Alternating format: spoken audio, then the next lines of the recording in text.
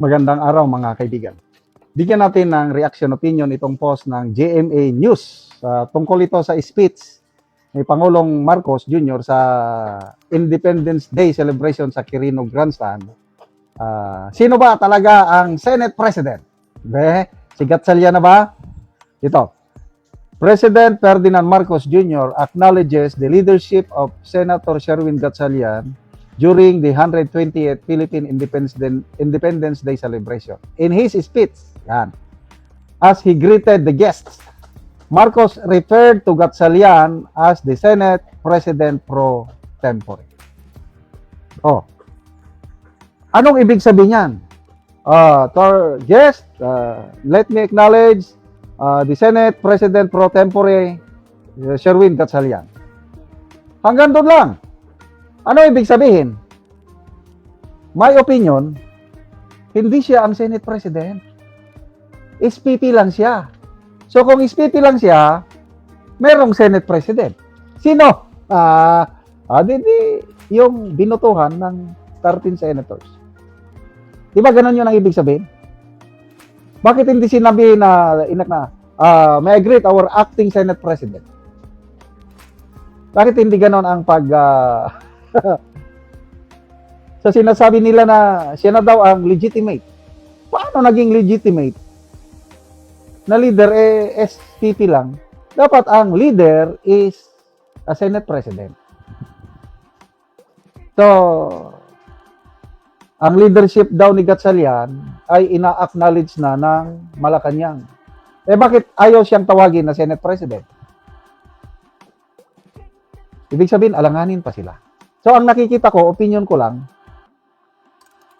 naghihintay sila na bukas makalawa, sino bang nagsabi nito? Si Bam Aquino.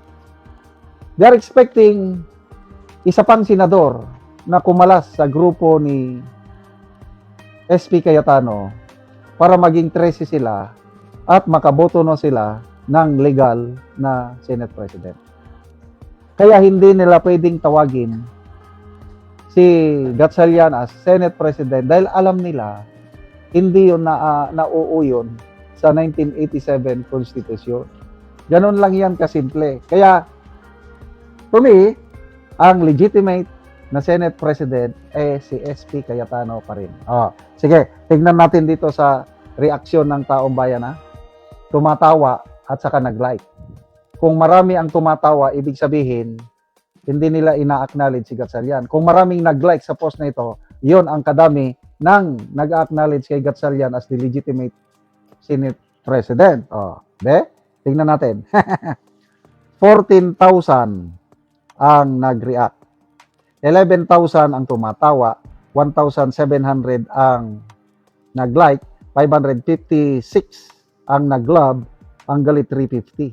So yung galit at saka tumatawa, ano yan? Hindi kinikilala si So, meaning around ilang percent ito? 90% sa mga reaksyon hindi kumikilala sa leadership ni Gatchalian sa Senado. Ganun lang yung kasimple. Basa tayo sa mga comments. George Mudansa, los. Dato, APC is right when he said that Gatchalian Group is the Senate of Malacanang. Agree din ako niyan. Ang nasa likod lahat nito is Malacanang. Yung bangayan sa Senado, Malacanang yan. Agree ako sa opinion, pahayag ni BP Sara, na yung nangyaring problema bangayan sa Senado is a reflection of the poor leadership of this administration. Mahinang ating presidente kaya nagkaganyan, nagkawatak-watak ng ating mga senador. Ang Black, Gatchalian Black, pro Marcos yan. Ang Cayetano Black, pro Duterte yan. Ganun lang yun, kasimple. Bakit hindi na-maintain ng Pangulo yung pag-upo niya noong 2022? Ang laki yung political capital niya. Kung marunong pa siyang Pangulo, na-maintain niya yung alliance ng Marcos and Duterte, di wala sanang problema ngayon. Bakit nagkawatak ang unity team? Dahil sa pinsan. Ano yung pinsan? Gustong pumalili as president o prime minister, kaya nagkaroon ng charter change ng PI, People's Initiative. ayaw nilang magsingit pa ng iba. Gusto nila after PBBM, Romualdez. After Romualdez na, yon Sandro Marcos na. Yon ang dahilan na sobrahan sa politiko. Ang ganda sana kung nagkaka-unite pa yung wala sanang ganitong hidwaan ngayon. Bakit? Nagkawatak-watak tayo? Because of poor leadership. Agree ako kay BP Sara. Amante Edmar, silent martial law. Mabini Baluyot, the presidency bending the 1987 Constitution. The Supreme Court is simply quiet. Brian, declaration by its own law and its own knowledge of Constitution, such a puppet, tuta. Sunod-sunura lang. Jomar Cardenas, the very legacy of our beloved president, entertainment lang. Oh. Jerome Arcino, Senate President of the Filipino people or Senate President of the President? Doon ako sa ano. Gatchalian is the Senate President of the President. It's not of the Filipino people. Butuhan nyo ng 13 senador. Bilisan nyo. Magkuha kayo ng isa pang senador na kumalas sa grupo ni Cayetano, sumama sa Gatchalian. Pag may 13 na kayo, tapos na ang problema. Ganon lang yon. Bilisan ninyo. Kung kaya ninyo. Kung hindi namang niyo kaya, huwag nyong ipagpilitan na kayo ang legit SP dahil si Cayetano ang legitimate. Salamat mga kaibigan sa inyong pagsubaybay sa channel na ito.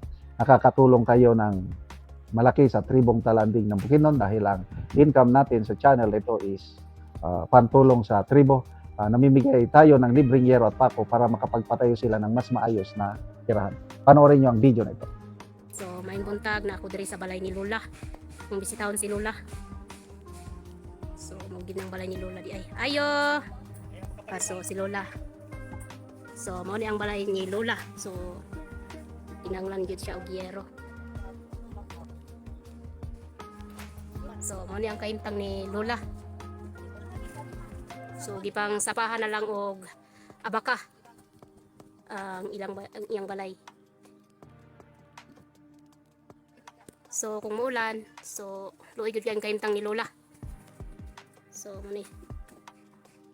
Ulanan og tuluan na gyud si Lola kung muulan. 68. Oh, so ang edad ni Lola sa 68. So, nakaikauban Lola? So si Lola wala daw siya ikauban. So siya lang isa diri na puyo sa iyang balay. So so si Lola so, sa 68 na dili na kayo kadungog. So mo gina ilang kahimtang tuluan na gid kayo si Lola kung mag-ulan. Ginoo kay gina atakan ko. So si Lola senior na siya. Bantay ka. So mo ni ang anak nga mutabang sa iyaha sa pag-atop sa iyang balay.